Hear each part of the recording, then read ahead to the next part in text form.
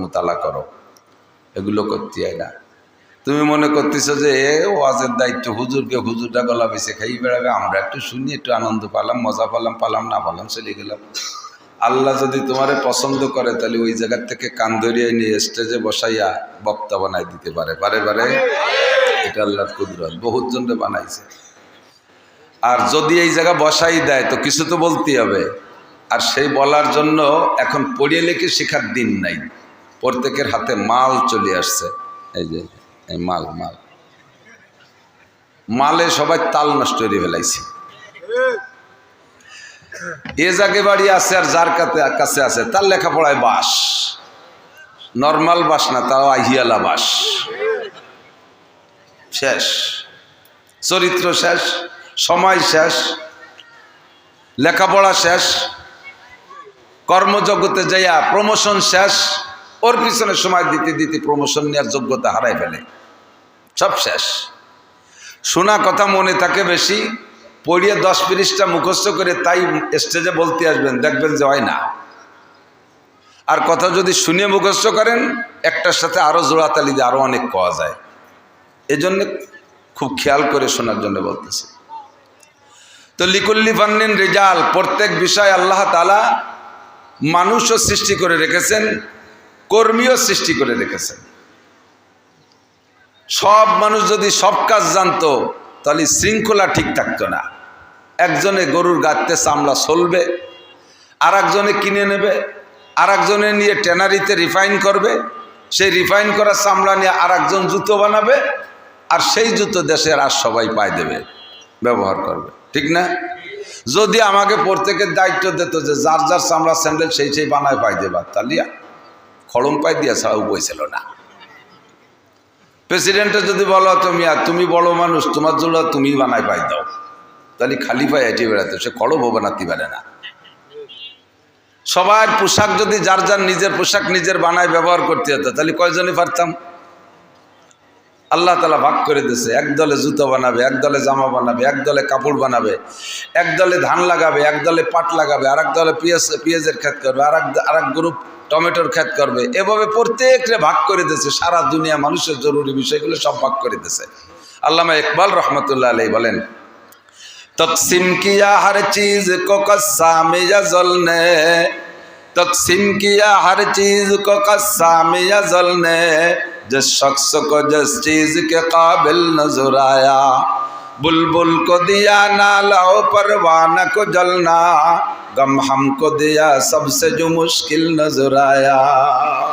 বন্টনকারী আল্লাহ তাআলা সব কাজ তার ইচ্ছা মতো বন্টন করে দিয়েছে। যাকে যেটা দিলে মানায় তারে সেই দায়িত্ব দিয়েছে। দেখেন কত বড় একটা গরু, সে ডাক দিলি পারা 10 হাত দূরত্ব শোনা যায় না, একটুকু একটা কুত্তো ডাক দিলি 3 মাইল দূরত্ব শোনা যায়। কুত্তরে বানাইছে আল্লাহ তাআলা আওয়াজ দেওয়ার জন্য, এই জন্য সে সরাসরি একটা সাইরেন, ওর আওয়াজ কত দূর যায়। আল্লাহু আকবার। যাকে যে কাজ দিয়ে আল্লাহ পছন্দ করেছেন, তো কারে কি দেশে কয় বুলবুল কো দিয়া নালাও পরওয়ানা কো জলনা, বুলবুল পাখিরে দেশে তুমি কাঁদবা। কি কয়ে কাঁদে? ফুলের মধ্যে মুখ দিয়া বুলবুল পাখি কয় সদায়ে কুমরিয়া বাসাদ বকুকু বগোশে মন্দরায়া দাল্লাহু, चमन में चू चुकर कहते हैं बुलबुल के फूलों में अल्लाह मिया तू ही तू है, तू ही तू, तू ही तू है, तू ही तू। ফুলের মধ্যে বুলবুল পাখি মুখ দিয়া কুহু কুহু করে ডাকে, আমরা বলি কুহু কুহু করে ডাকে, ও শুধু কুহু কুহু করে ডাকে না, ফুলের মধ্যে মুখ দিয়া আল্লাহর নিয়ামতের শুকর আদায় করে।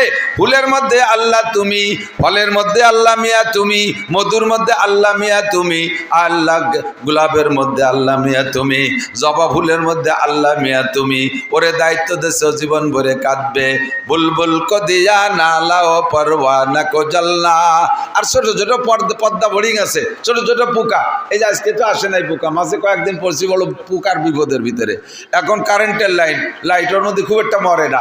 আমাদের ছোটবেলায় আগলা বাতি জ্বালাইতাম, মনে আছে নাকি মুরব্বীরা? চেরা, কুপি, ল্যাম্প, বাতি যে যা কয়, এই আগলা বাতি জ্বালাইলে দেখেন পোকায় দেখতেছে যে ওর মা ওর মধ্যে পড়ে মরছে, ও ডিপ করে ওর মধ্যে পড়ে। একের পর এক পড়ি এতগুলো পোকা নিচে জমা হয়ে গেছে, তাহলে বাকি কটা একটা বোধ বুদ্ধি থাকা দরকার না যে ও দায়িত্ব যাওয়া যাবে না, আগে মুরব্বীরা যারা গেছে মরছে আমরা ইয়াংরা শরীর তাই, কিন্তু ওর মধ্যে পুড়িয়ে মরে, ওই পুড়িয়ে মরার মধ্যে ওর মজা আছে, তা নাহলে মরবে কেন? ওরে আল্লাহ তাআলা ওই দায়িত্ব দিছে। তো সবাই যে সব দায়িত্ব দেওয়ার পরে আমাদের জন্য কি রাখছে, গম হামকো দেয়া সবসে জো মুশকিল নজর আয়া, আমাদেরকে আল্লাহ তাআলা দিছে দুশ্চিন্তা, টেনশন খালি মানুষকে দিছে, আর কেউরে টেনশন দেয়নি। এক লাইন ধরে, আরে খেয়াল করেন আমাদের বাচ্চা একটা জন্ম হইলে আমরা চিন্তেই মরি, আল্লাহ কি রে খাবি নে, বেশি পয়দা দিলি শেষে যাবি নে কোন জায়গা, এই জন্য একটা অথবা দেড়টা অথবা দুটিয়ে ছেলে মেয়ে বেশি নেওয়া যাবে না। আমি ওটা 5 বিঘে জমি ভাগে পাইছি, এ যদি দর্জনানিক চাল মাই হয়, এ ভাগ করতে গেলে ওকে কি হবে নে, এই চিনতে বাপের মাথা আর চুল উঠে যায়। কতক্ষণ সারা জীবন ভরে এই চিন্তা। হযরত আলী রাদিয়াল্লাহু তাআলা আনহুকে একজন জিজ্ঞেস করছে, হুজুর বিয়ে করি আমরা, যে বিয়ের বাস্তবতা কি, বিবাহের বাস্তবতা কি? তো হযরত আলী রাদিয়াল্লাহু তাআলা আনহু বলেন, বিবাহের বাস্তবতা 7টা। কয়টা? 7টা। 1 নম্বরে সুরুরু শাহরিন, মাসখানিকের খুশি, জীবন বরিয়া বিয়ে করব, এই বিয়ে কি জানু কি জানু এই কি দিয়ে কি হচ্ছে, বিয়েটা করার পরে সত্যি কি দেখি না, তাই কি তাহলে মাসখানিক সে কি দেখি, এরপরে আর পরাণ বেরিয়ে যায়, ও খুশি শেষ। এরপরে 2 নম্বরে লুজুমু মাহারিন, গাড়ে 1 বোঝা টাকা এসে চেপে পড়া, দেনমোহর আছে না বিয়েতে, এদিকে দেয় না খালি লেহে, হ্যাঁ দেয়, আপনারা দেখছেন সবাই, পুরো পরিশোধ করছেন কয়জন? ভাগ করতে গেলে অর্ধেকের বেশি বের হয়ে যাবে পোকা। দেনমোহর খালি খাতায় লিখতে হয় না, পরিশোধ করতে হয়। দেনমোহর পরিশোধ করার যোগ্যতা না থাকলে বিয়ে করো না। হ্যাঁ, আয়োজক কাইলোক বাকি হলিও দিয়ে দিতে হবে, বউরে কয়ে নিতে হবে, দেখো আমি কিন্তু বাহি নগদ দিতে পারবো না, বাজারেতে মাল কেনছেন একটা কয়ে নিয়েছেন যে ভাই আজকে টাকা নেই, শুক্রবারে দেবো, বউরে শুক্রবারের ডেট দিয়ে তারপরে বাহি কিনা বেচাতে হবে। বিটিরা তো বলদ ছাড়ছে, নিজেকে দাম নিজেরাই কয়েছে, যদি বাসর রাত্রে কোনো মহিলা বেঁকে বসে, টাকা না দিলে আমার গায়ে হাত দিবা না, তাহলে দিতেই পারবেন না, টাকা না দিয়ে আমার গায়ে হাত দিতে পারবা না। আমার আব্বা 18 বছর আমারে পাইলে বুঝে রাখছে, কোনো পুরুষ আমার দিক টাকাইতে পারে নাই, আর তুমি বিনি হয়েছে আমার গায়ে হাত দিবা, টাকা পেলাও আর না শরীর বড়। কিন্তু মহিলারা দাম কমাতে উল্টে গেছে, অত কর কায়দাই নাই, আরো বিয়ে বসতে জানি স্বামীরে 10 লাখ দেওয়া লাগে। ছোটবেলায় মুহি কচু বেচতাম, একটার সাথে একটা এসে গেলে জড়াই গড়াই নামে দিকে, মানে আল্লাহ জানে। খেয়াল করেন, মুহি কচু বোঝেন, মুহি কয় না, গাঠি না, আমাকে খেতে হইতো, আমাকে দিক মুহি কয়। তো মুহি খেতে দিক আছে নাকি জানি না, কচু লাগাইলে ওর গোড়া এরকম বড়টা হয়, ওর নাম হলো মুথা, আর ওর গায়ে ছোট ছোট জড়াই, তার নাম হলো ওই গাঠি বা মুহি।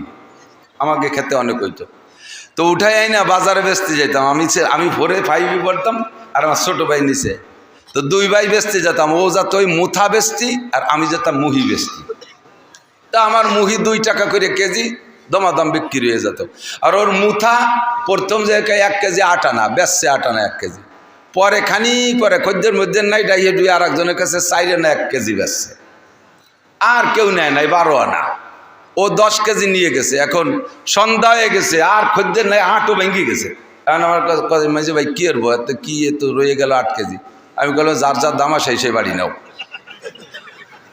আমারটা খালি হয়ে গেছে, আমি চলে যাচ্ছি। ও এখন বিপদে পড়ে গেছে, আমি কাছে ভাই আমার মুথা কাটা কেউ ফিরিয়ে নেন, তাও কেউ নেয় না, ফিরিয়ে নেন তাও নেয় না। এরপরে কয় এই 8 কেজি যদি নেন তাহলে আগে যে 12 আনা বেশি, ও 12 আনাও দেবো, একটু নিয়ে যান, তাও নেয় না। আগেরে মা বোনদের দাম ছিল, আগেরে মা বোনদের মেয়েদের দাম ছিল।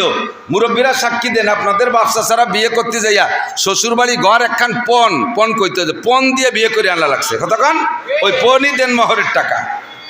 এরপরে দাম কমতি এখন সে মুথার মতো উল্টে গেছে, একদিন যা বেশি সবটা তোমারে দেবো, কোনো মতে নেও,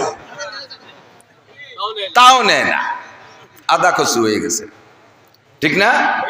লুজুমু মাহরিন, বিয়ের হাকিকাত 1 বোঝা টাকা কাঁধে চাপা, দেনমোহর পরিশোধ করা ওয়াজিব। পরিশোধ করা ওয়াজিব। যদি কেউ দেনমোহরের টাকা স্ত্রীকে না দিয়ে মারা যেয়ে থাকেন, আল্লাহে আল্লাহর কসম, as-সিরাতু বাইনা সিরাতি আল জান্নাহ, পুল সিরাত পার হওয়ার পরে জান্নাতে যাওয়ার আগে আরেকটা পুল বানায় দেবে, ওইটার নাম হলো সিরাতুল কিসাস। প্রতিশোধ নেয়ার পুল হবে, প্রতিশোধ নেয়ার পুল হবে। আপনি নামাজ ভালো, রোজা ভালো, হজ ভালো, যাকাত ভালো, ফরজ ভালো, ওয়াজিব ভালো, সুন্নাত ভালো, তাহাজ্জুদ আছে, ইশরাক আছে, আবিন আছে, তাবলীগ আছে, চরমুনায় আছে, নগরকান্দা আছে, সব কিছুতে ভরপুর। বাস আপনি পুল সিরাত পার হয়ে চলে যাবেন। কিন্তু ওই পাশে যাইয়া ওই প্রতিশোধের যে পুল আছে, দুই পাশে দুইজন উঠবে, বুড়ি উঠবে এই দায়িত্বে, বুড়ো উঠবে ওই দায়িত্বে, দুইজন সামনাসামনি। বুড়োরে বুড়ি যে ধরবে, বুড়ো নোটক বাটুস্কুত দাঁড়াও, কুম্বেজিল্লা, কোনো কথা হবে না, তুমি আবার কেনা তাই এখন তো চিনবা না, দেনমোহরের টাকা কটা ফেলাও। দেনমোহরের টাকা দিয়ে জায়গা কি করবা? কয় আমি পায়খানায় ফেলা দেবো, তো টাকা ফেলা। বুড়ো 60 বছর আমার যেভাবে পারছো সেভাবে ব্যবহার করছো। তোমার 1 ডজন ছেলে মেয়ে আমি পেটে করে নিয়ে ঘুরে বেড়াইছি, 1 ডজন ছেলে মেয়ের একটা বাচ্চারে পালতে আমার 60 মণ করে দুধ খাওয়াইছি আমার স্তনের থেকে। তোমার বাড়ির সব কাম কাজ করছি, জীবনে আমার একটা টাকা দাও নাই। আমি লাস্টে বললেন যে বুড়ো মরার আগে 2 কাঠা জমি দলিল দিয়ে যা, তাও তুমি গ্যার গ্যার করতে করতে মরিয়ে গেলে, আমার কিছু দিয়ে গেলে না। এরপরে বুড়ো কালে তুমি মরার পরে ছেলে মেয়েরা আমার বাড়িতে তাড়াই দিছে, মাইয়েকে বাড়ি যাই আমার জীবনযাপন করা লাগছে, শেষে মাইয়ে বাড়ি মরছি, টাকা ফেলা বুড়ো।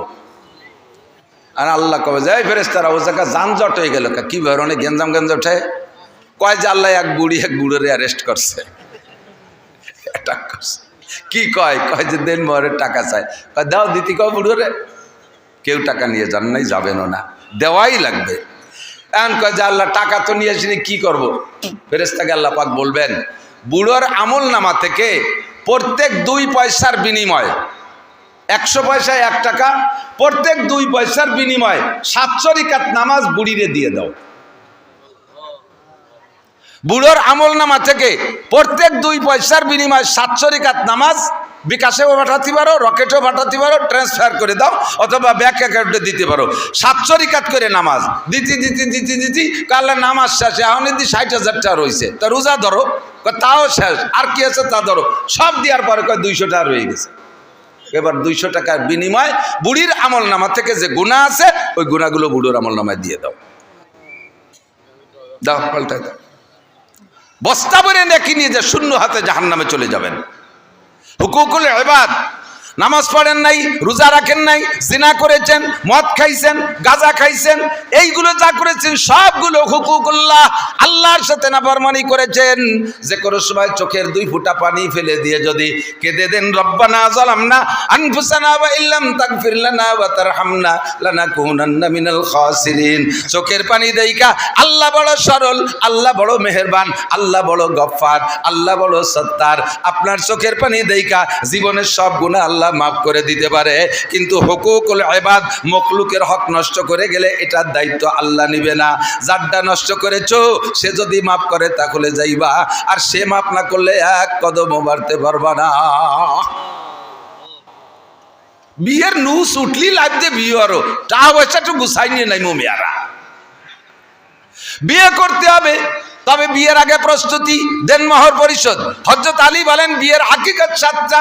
1 নম্বরে মাসখানিকের খুশি, 2 নম্বরে লুজুমু মাহরিন, বস্তাখানিক টাকা কাঁধে চড়া দেনমোহর।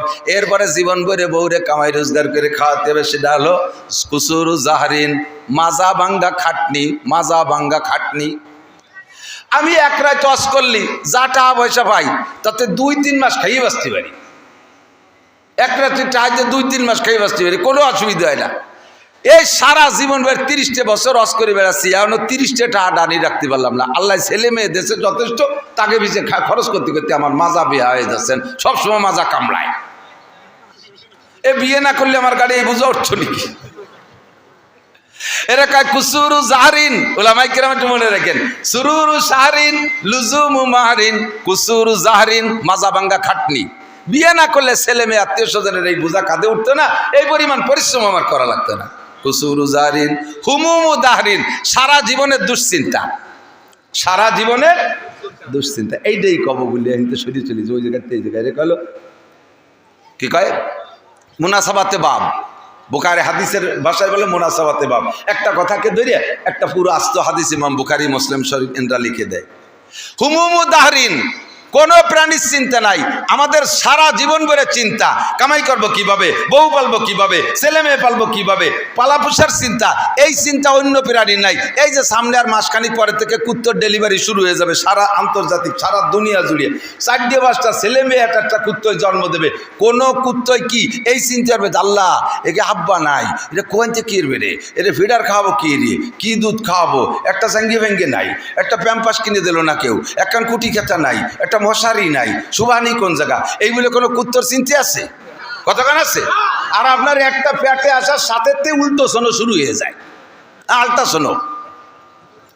বাচ্চা আইস পেটে আসছে, কালকে থেকে মেশিন শুরু হয়ে গেছে, কম্পিউটার দিয়ে চেক আপ, একেবারে 9 মাস পর্যন্ত চেক আপ, এরপরে তার জন্য ঘুষাঘুষি কত কিছু।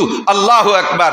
এই চিন্তা অন্য প্রাণীর নাই, গরুরও নাই, ছাগলেরও নাই, কুত্তরও নাই, কোনো প্রাণীর এই চিন্তা নাই। এই হুমুম উদাহরণ দুশ্চিন্তা একমাত্র মানুষের। গম হামকো দিয়া সবসে যে মুশকিল নজর আয়া, অন্য কেউরে দুশ্চিন্তা দেই নেই, একমাত্র মানুষকে দুশ্চিন্তা। দেখেন যারা রাজা হবে বলে নাচিয়ে বেড়াচ্ছে, তাদের চাইতে আমরা ভোটার রাও চিন্তা কমতেছি না। কতক্ষণ? কোন প্রাণীর জগতের ভিতরে এই রাজনৈতিক দুশ্চিন্তা নাই, আমাকে মধ্যে আছে। একে বলে হুমুম উদাহরণ, সারা জীবনের দুশ্চিন্তা। এই কথাটা কয়ে নেই একটু মনে রাখার জন্য। তাহলে বিয়ের হাকিকাত 4 কইছি। 1 নম্বরে সুরুরু শাহরিন, 2 নম্বরে লুজুমু মাহরিন, 3 নম্বরে কুসুরু জাহরিন, সারা জীবনের মাজা ভাঙ্গা খাটটি, 4 নম্বরে হুমুম উদাহরণ, দুশ্চিন্তার বোঝায়, দুশ্চিন্তার বোঝা মাথায় ওঠে, 5 নম্বরে নুজুলু কবরিন, খাটতে খাটতে খাটতে খাটতে শেষ কবরে চলে যেতে হবে। 6 নম্বর আর 7 নম্বর দুকুলু জান্নাতি নাও নারিন, ওই ভালো চালাইতে পারলে বউ বাচ্চারে সুন্দর পরিচালনা করতে পারলে বেশতে, আর যদি উল্টো পাল্টা চালাও তাহলে দোজক। এই হলো বিয়ে। এছাড়া বিয়ে আর কি? কতক্ষণ? গম হামকো দিয়া সবসে যে মুশকিল নজর আয়া।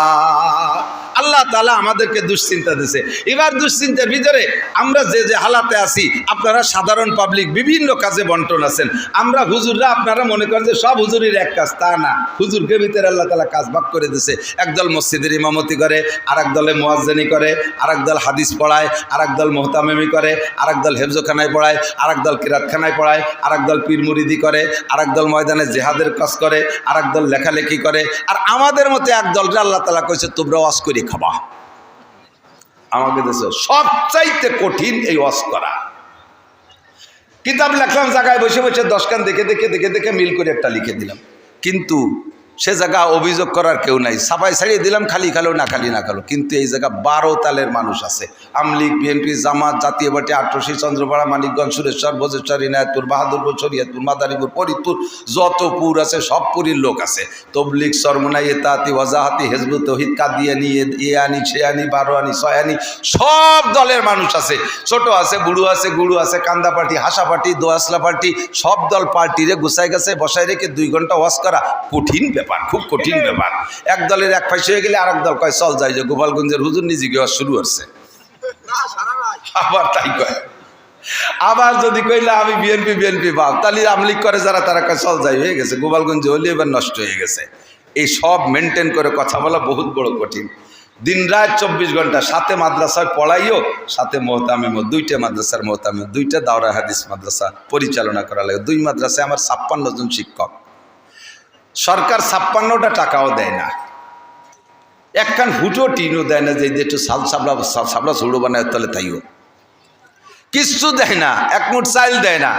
এই 56 জন শিক্ষক আর 2 মাদ্রাসায় 400 ছেলে বোর্ডিংয়ে খায়। আমার আপনার বাড়ি 2 জন 4 জন সদস্য নিয়ে আমি আপনি এটা স্থায়ী আয়ের উৎস আছে, কামাই রোজগার করে তাই সেই 4-5 জন মানুষকে খাওয়াই ভরাইয়ে খুশি রাখতে পারেন না। ও দোস্ত, 400 মানুষকে খাওয়াইতে হবে, যার যে যদি ভাতও দেন, পাতলা একটু ডাইলও দেন, চিন্তা করেন কি পরিমাণ খরচ। বছরে 12 মাসের 9টা মাস বোর্ডিংয়ে খাবার দেওয়া লাগে। এই 56 জন শিক্ষকের বেতন দেওয়া লাগে, থাকার জায়গা দেওয়া লাগে। আমার এক মাদ্রাসায় বিদ্যুৎ বিল আসে 25,000 টাকা। এলো আমাদের ছোট মাদ্রাসা। চট্টগ্রাম নানুপুর মাদ্রাসায় গেছি, আল্লাহু আকবার, একদিনে চাউল রান্না হয় বোর্ডিংয়ে 82 মন। পুরোই মুস্কুন্নি ইউনিয়ন বলে খাওয়ানো যায় না। এটা কোন ইউনিয়ন? তাহলে মুস্কুন্নি ইউনিয়ন করে দিছে। হামিদ্দি ইউনিয়ন, সারা ইউনিয়নের মানুষকে একদিন খাওয়ানো যায়।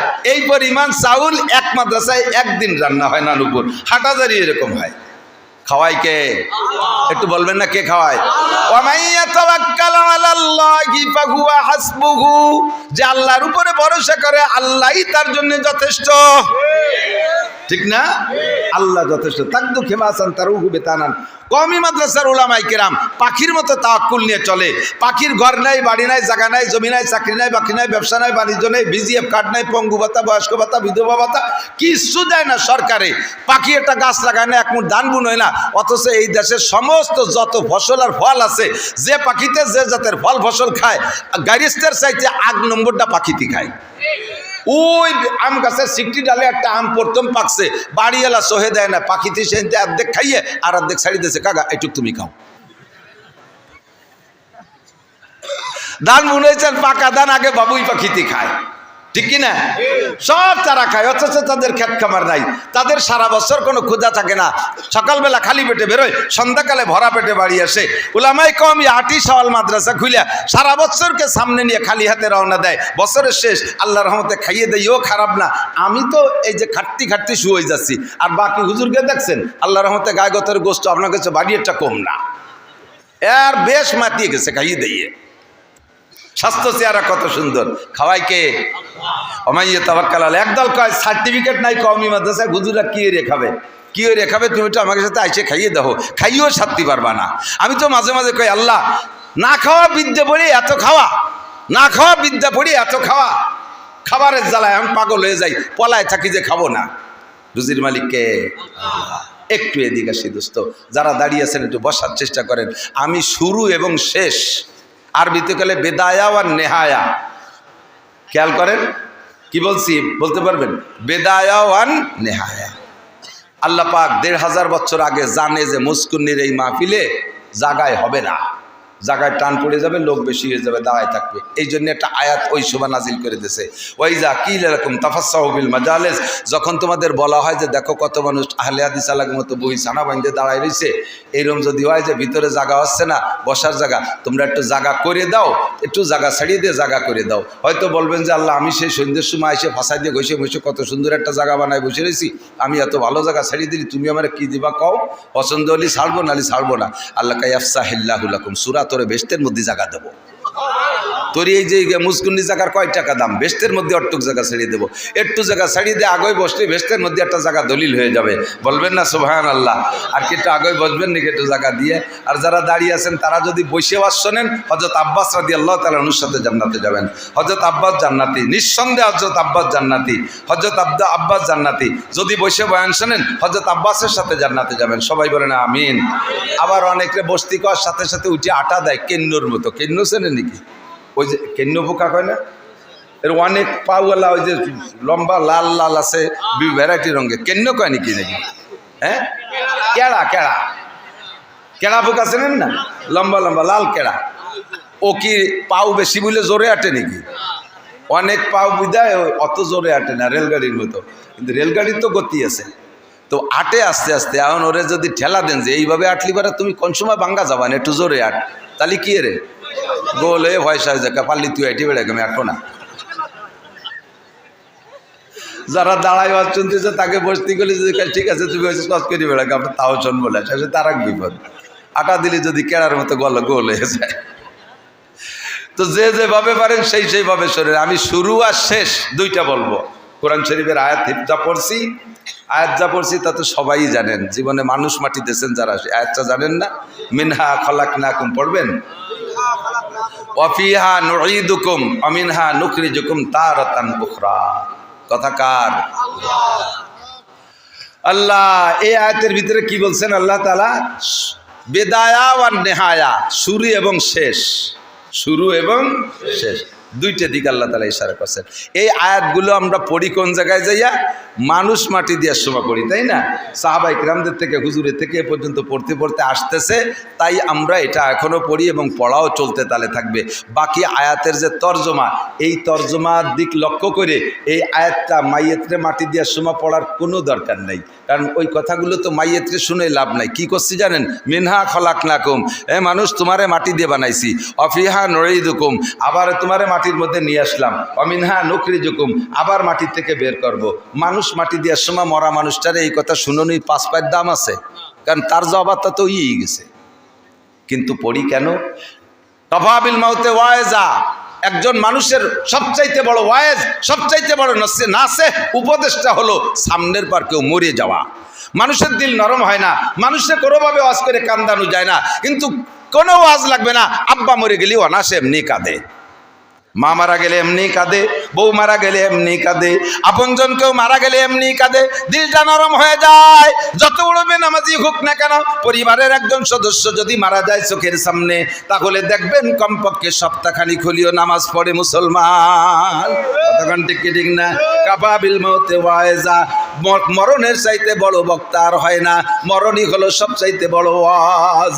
আল্লাহু আকবার। এই জন্য মানুষকে দাফন করার সময় ওই আয়াতটা পড়ে নিজেকে নিজে ওয়াজ করি, হে আব্দুল্লাহ, হে আব্দুল খালেক, আব্দুল মালেক, হে মাওলানা নাসির, এই যে লোকটারে দাফন করতেছো তারও যে পদ্ধতি, তোমারও ভাগ্যে সেই পদ্ধতি, তোমারও জীবনে এরকমই হয়েছে, তার যেমন হয়েছে। মাটি থেকে তারে সৃষ্টি করা হয়েছিল, কিছুদিন মাটির উপর দিয়ে ঘুরাইয়া আবার মাটির মধ্যে নিয়ে যাওয়া হলো। আমিনহা নুখরিজুকুম তারাতান উখরা, আবারও তাকে মাটি থেকে কিয়ামতের ময়দানে উঠানো হবে। এই মানুষটার যে হালাত, হে আমার যুব সমাজ, আমার আবাল বৃদ্ধ বনিতা, নারী আর পুরুষ, মা ও বাপ ও ভাইয়েরা, সকলেরই কিন্তু একই হালাত। আমাকেও মাটি দেওয়ার সময় ওই আয়াতই বলা হবে। কথা বলেন ঠিক কি ঠিক না? মিনহা খলাকনাকুম, আল্লাহ কয় তোমাকে বানাইছি আমি মাটি দিয়া। একটু বলেন কি দিয়া? মাটি দিয়া। মাটি দিয়ে বানাইছে।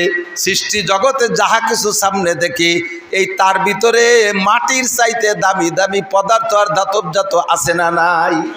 সোনা দামি, রূপা দামি, হীরা দামি, কাঞ্চন দামি, আরো কত কত দামি আছে, সব দামি আমি চিনি না। কমপক্ষে সোনা, রূপা, হীরা, কাঞ্চনের নাম শুনেছি, মণি মুক্তার নাম শুনেছি, অনেকগুলো দেখেছি, এগুলো সবই দামি। স্বর্ণের ভরি এখন 2,16,000 টাকা ভরি। আল্লাহ তাআলা আশরাফুল মাখলুকাত মানুষ বানাইছে। আল্লাহ কয় ওয়ালাকাদ কাররামনা বানি আদম, গোটা সৃষ্টির ভিতরে সবচাইতে সম্মানী করে বানাইছি মানুষকে। জিনের চাইতে দামি মানুষ, ফেরেশতার চাইতে দামি মানুষ, এমনকি আমার কাবা ঘরের চাইতেও দামি মানুষ। একটু খেয়াল করেন, আল্লাহু আকবার। কাবা ঘরের চাইতে একজন মুমিনের ইজ্জতকে আল্লাহ বেশি দিয়েছেন।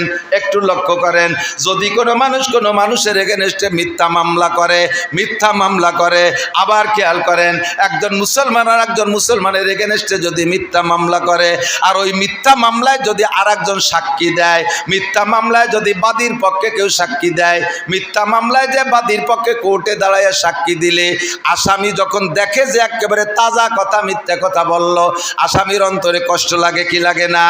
এমনভাবে মিথ্যা মামলায় মিথ্যা সাক্ষী দিয়ে একজন মোমেনের অন্তরে কষ্ট দিলে কি পরিমাণ গুনাহ হয়। আল্লাহর ঘর কাবা ঘর, আল্লাহর কাবা ঘরকে দুশ্মনী কইরা শত্রুতাই করে 36 বার ভেঙে ফেললে যেই গুনাহ, একজন মোমেনের ইজ্জতের পর আঘাত দিলে, তার মনে মিথ্যা মামলা মিথ্যা সাক্ষী দিয়ে কষ্ট দিলে, তার চাইতে বেশি কষ্ট হয়, তার চাইতে বেশি গুনাহ হয়। দোস্তরে, এদিক তাকাইলে দেখা যায় কাবা ঘরের চাইতে মোমেনের ইজ্জত সম্মান আল্লাহ বেশি দিয়েছেন। কিন্তু এই সম্মানী মানুষে বানাইছে সোনা দিয়ে না, রূপা দিয়ে না, মণি মুক্তা দিয়ে না, হীরা কাঞ্চন দিয়ে না, মানুষে বানাইছে কি দিয়া? মিনহা খলাকনাকুম, আমি আল্লাহ তোমাদেরকে মাটি থেকে বানাইছি। ডাইরেক্ট মাটি দিয়ে বানাইলে এক কথা ছিল, ডাইরেক্ট মাটি দিয়ে বানাই নাই, মাটির ভিতরে থেকে নির্যাস বের করেছে। মিম্বাই নিসলবিয়া তারাইম, আব্বার পিঠের 2 সানার মাঝখানে ছোট্ট একটা টুপলা আছে। খাদ্য খুরাক আব্বায় যা খায় সব খাদ্যকে নির্যাস বানাইয়া বিভিন্ন সাইডে পাঠাইয়া দেয়। খানিকরে রক্ত বানাইয়া দেয়, কিছুরে ক্যালসিয়াম বানাইয়া দেয়, কিছুরে বিভিন্ন কিছুতে পাক কইরা কিছু অংশ আবার নির্যাস বের করে দেয়।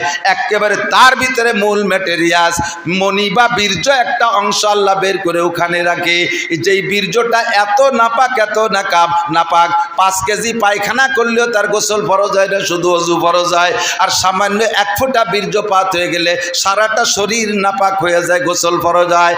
বানাইছি 1 নম্বরে মাটি দিয়া, 2 নম্বরে ডাইরেক্ট মাটি দিয়া না, মাটির ভিতরে নির্যাস বের করে বীর্য তৈরি করেছি। যেই বীর্য এত নাপাক যা তোমার আব্বার শরীরে থেকে বের হইলে আব্বার গোসল ফরজ হয়ে গেছে। এত নিচু মানের জিনিস দিয়ে বানাইছি। কেন বানাইছি একটু পরে বলবো। এবার তাই দিয়ে বানাইলাম কোন জায়গা? তোমার মায়ের রেহেমের ভিতরে পেটের ভিতরে রেখে তোমারে তৈরি করেছি, সে জায়গা তোমারে খাওয়াইছি কি তা কি তোমার মনে আছে? তোমার মায়ের প্রত্যেক মাসের মাসিকের রক্তকে আমি বন্ধ করে দিয়ে ওই পচা রক্ত, নাপাক রক্ত, হারাম রক্ত খাওয়াইয়া তোমারে বানাইছি। কেন এত এত নিচু মানের জিনিস দিয়ে বানাইলাম? যাতে করে তোমার মধ্যে কোনো অহংকার না